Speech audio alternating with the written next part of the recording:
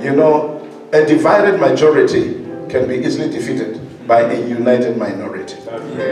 If they say our biggest enemy is, walking as loners, doing things as loners, doing things,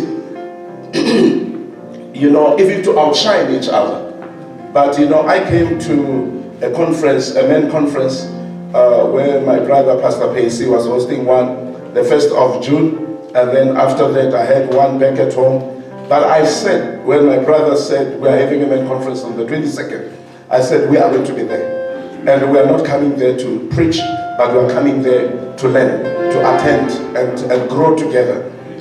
I'm happy. I feel very much safe to be among men, because I know I'm among guys who, if we will really unlock this thing, I'm telling you, the world is in for a great, great one. Dr. Miles, my late mentor, said, it does not matter how big ladies' conferences may be, but they will never change the world. And every time I see ladies moving in power and all that, I know that those conferences will heal, will encourage, will strengthen, will motivate, but they cannot change the world. Changing the world is in your hands and my hands. That is why after Eve had eaten the forbidden fruit, nothing was recorded. Nothing went wrong. Everything was still intact. It's only when Adam ate. And when he ate, everything turned around. I want you to know, gentlemen, that we carry something, not because we want to, but our design. Our design is in such a way that when a man rises, a nation rises. When a man falls, the nation falls. That is why today we have Israel, one of the strongest nations militarily, economically. Jews, wherever they are, they thrive. Who are they? These are the sons of one man, Jacob. So I want you to know that is why it's very true that you and I, whatever we do, it may be in secret, but it's not in secret. It's generational. It moves from one generation to the other. That is why as we come together, my brother said something, and I would not want to tamper with it, because I would love to do justice on it. When he talks about unburdening the burdened mule. A mule, we know that is a combination of a jack and a mare, which is a male donkey and a female horse. And we know that a mule is very strong. In fact, they say it carries almost 20% of its load. It can carry that. That is why in Afghanistan, when they were embarking on war, they used them to carry even some of the weapons where they could not travel with any other means of transport. Very strong animal. Very resistant also to sicknesses and diseases. But it is known as a burden bearer, a burden carrier. But there's something that is very concerning about it. It cannot reproduce.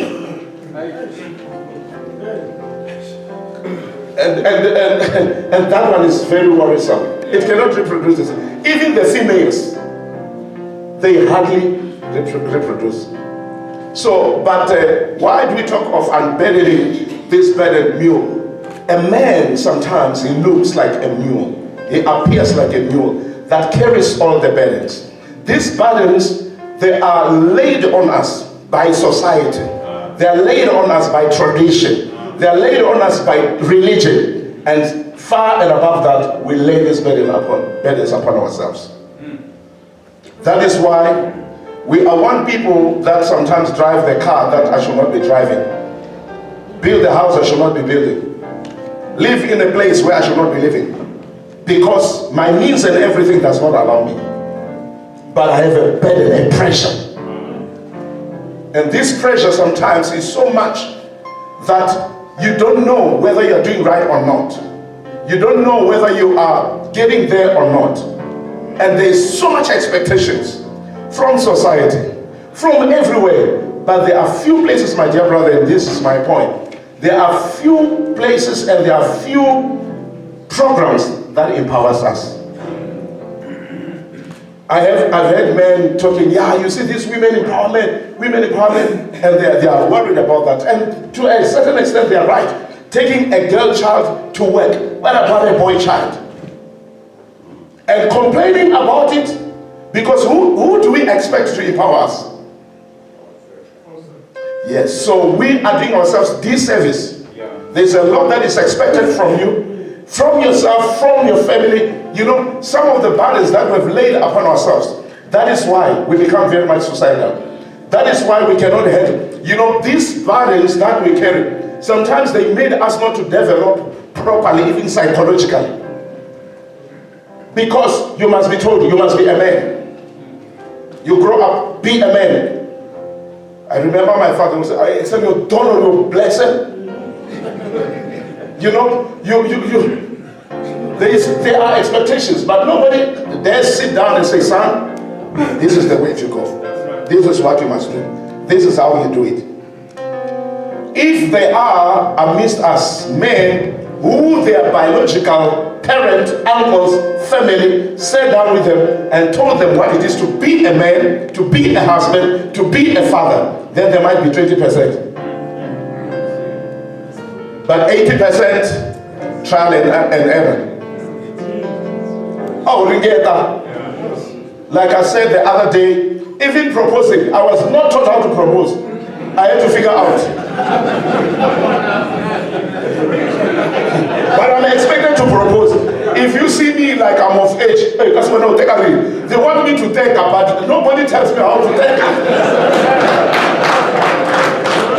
So as men, a lot is expected from us, but not much is given to us. Thank God for His word. Thank God for pastors. That's why, gentlemen, please, my foot thing about the grass. I must be honest. Because sometimes you must do right. And you must be a man. But you're not taught how to be a man. And some of it, being a man, that's why now we talk of toxic masculinity. You know, we want his force. I remember one fight like a bunga in the you see that one? Somebody just bring the soil and say, Bagan, and then I did, and then my friend did. For no reason, we fought. We fought, and I won't forget that fight because we fought and fought and fought and stopped. We went big and we stopped. And we could no longer fight. This guy was giving it to me, I was giving it to him. And every one of us realized, is it worth it? And we had to stop. And what were the big brothers saying? The big brothers, they were saying, they are making us men. Like woman is worse. To be made a man is to be put under torture, under pain. That is why when you have to show out your manhood, we show it negatively. And one of it is arrogance. One of it, I cannot cry because my emotions are suppressed.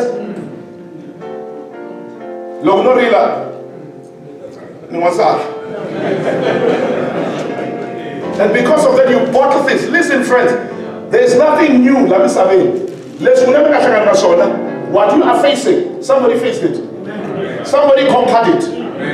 I must be honest with you. Somebody has gone through stuff that you are going through.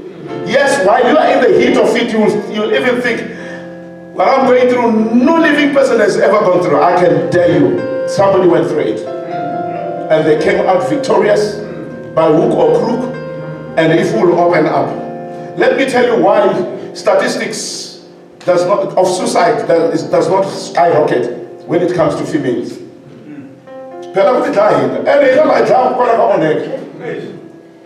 And the Kamoni take what we over violent. Mara, the game kumbi. Guru Muna of Pereira. I chat about this as a guy. Now, Fumaka Museke,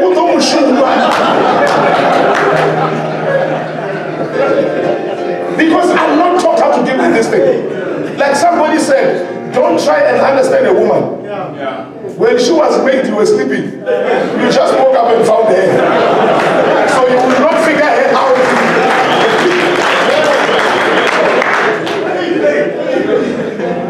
So we are baffled and you become a mule that carries a burden. A lot is expected from you, but you are not capacitated.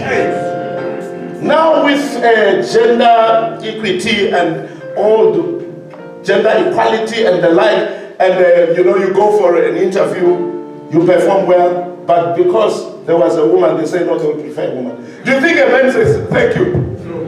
No. Now we become a bitter people. We become angry people. And that is why, one thing that relieves us, sport. And we jump up, and we release some endorphins at least. You may not understand why men love sport. Love some silly things and shout when they are there. But when they are in church, they realize that church is not a place to shout. Hey, this place is dead. Man, you can shout and God slaps at you. You must be so. But I am saying to Pastor Nkuna, I am saying to all men of God that are here, I'm saying to you, my brothers, this is a place to be. The Bible talks about casting all our cares to Him, for He cares for us. But it goes on to say, carry one another's burdens. You cannot carry that burden alone, my brother. It will kill you. We are here to carry each other's burdens. And that is why I want to do justice to this session and allow my bishop to take over. But before I do that, will you, just thank God. I know we might have given, but now I'm to see it as the church is finally carry you. And why should we give? Pastors, these guys, Pastor Nkuna is in a building project. And that thing that is building is not for him. And it's not for Shalom. That's why we're here today. And we just want to say to Pastor Nkuna and Shalom, thank you so very much. You even gave us a nice meal. We did not have to register. We really appreciate that. But I just want to say to my brothers, please, let's give something. Let's just give something. It's right for us just to give and say, Muna, you've got it. You brought Bishop Womohali, you brought Bishop Malumani to come and speak to us. Let's just give and just thank God and just appreciate this man. I told him, I see you are in a building project. Manata Baneka will also give. My tribe will also give. I want to say to pastors, let's learn to support each other as a tribe. Do something as a church and support your brother. It helps. It helps. It creates that atmosphere. It also opens you, because the person you support, somehow, you get to draw something from them.